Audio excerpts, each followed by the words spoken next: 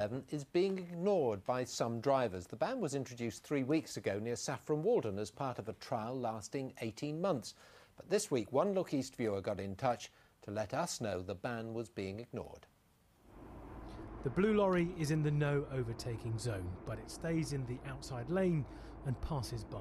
Moments later, a red lorry does exactly the same. It pulls over just as the restriction ends. So, is the ban working? We went to services nearby. First, the truckers. It's the continental drivers that I've seen today who will just abuse that fact. It's down to the car drivers. They want it like that. They moan, you see, so that's why that's why they do it.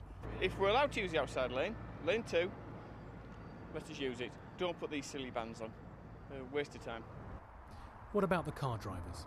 What do you think of it? It's good. I've seen it abroad as well. I mean, for a car driver, it's great. That makes good sense. It means the traffic flows better, so it makes perfect sense to me.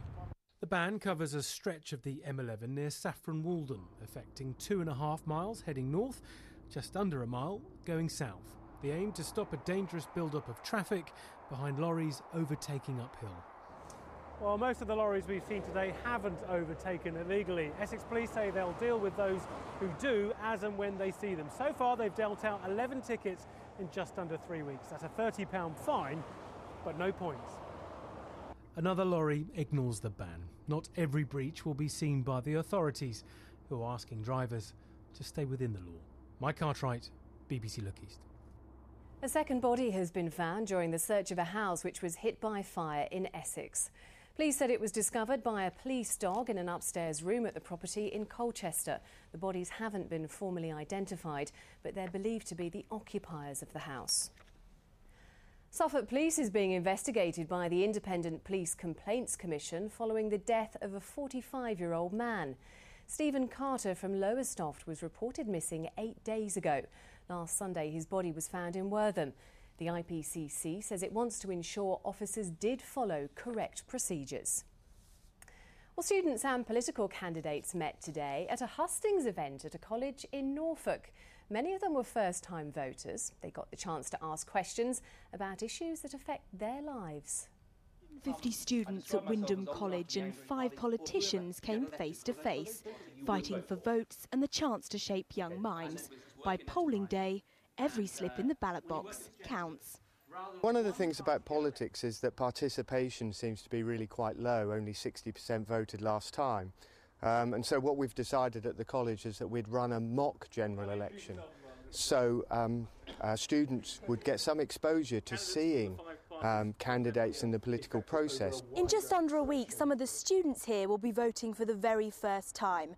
But do events like this engage them in politics? Now I'm 18, I've got a job, I drive, I'm part of it now, so I feel my vote counts to what I believe in. I feel a duty towards it, especially after the suffragettes, the way women have gone to vote. I think I have to, really. It's the type of thing that people fight and die over, so it'd be ungrateful for me to say thanks, but I'm not going to. And I think it's a kind of responsibility that we all have. This year's election will be the closest for many years, so for these first-time voters, it's their chance to make a difference.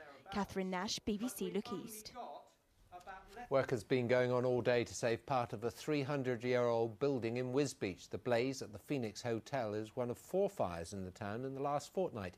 Many people are said to be devastated.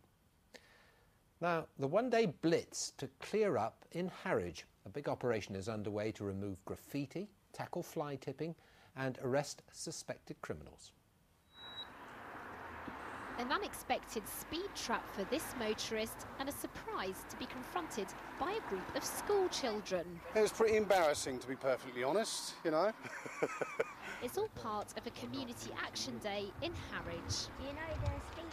They're trying to stop kids getting hit by cars. I think they feel sorry and I think they won't go fast. Don't go over the limit because otherwise you might get a fine and 3 points on your driving licence. I think the children actually almost make people feel guilty for that speed, and I think that actually has a real positive impact on people.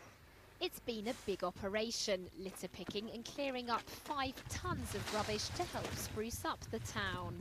There appears to be quite a lot of litter dropping about the place. There's quite a lot of fly tipping going on, graffiti's proven to be quite an issue, and generally the social well-being in the area.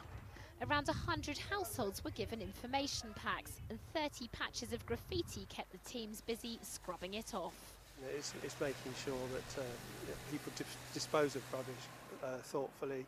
Other things that we're doing today, we're engaging with the young people in the town. So, we want to work with the community really to make it a trouble-free area. It's hoped the Action Day will encourage people to keep the streets of Harwich clean. It looks like the town will be spick and span for a spot of sunbathing over the bank holiday weekend. Felicity Simper, BBC Look East, Harwich. Now, the football season is coming to an end, and already the clubs are planning ahead. Just 2 games left for our clubs in League One, and Ipswich finished their season at home to Sheffield United on Sunday. There's no such thing as a meaningless match for Ipswich manager Roy Keane. There'll be 23,000 at Portman Road on Sunday. Keane wants 3 points, and he's already planning for next season. We've got a number of targets, which I will obviously give to the chief executive and the owner, and as much as I'd like to say I can relax on the beach and let them do the work, there'll be phone calls to be made, and hopefully I'll get an opportunity to meet these players and try and persuade them to come to Ipswich. And we're fairly confident we can add some experienced players to our squad. Champions Norwich, who sealed the title last Saturday, are away to Bristol Rovers. Manager Paul Lambert wants his side to keep their foot on the gas, especially for the 2,000 travelling fans.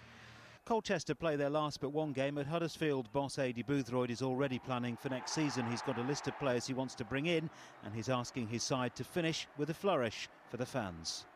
Our fans have supported us home and away all season, and we want to make sure we're putting a good show so that when they go on their holidays and they're sat on their sun lounges with their friends, they can think about how good it's going to be next year. Relegated Southend are playing for pride now, and with injuries mounting up, manager Steve Tilson will be bringing some of his youth team into the squad for the visit of Stockport. Sean Peel, BBC Look East. Snooker and play is due to resume in the World Championship semi-final match between Neil Robertson and Ali Carter from Essex. The score currently stands at 10 frames to 6 in favour of Robertson, an Australian currently based in Cambridge.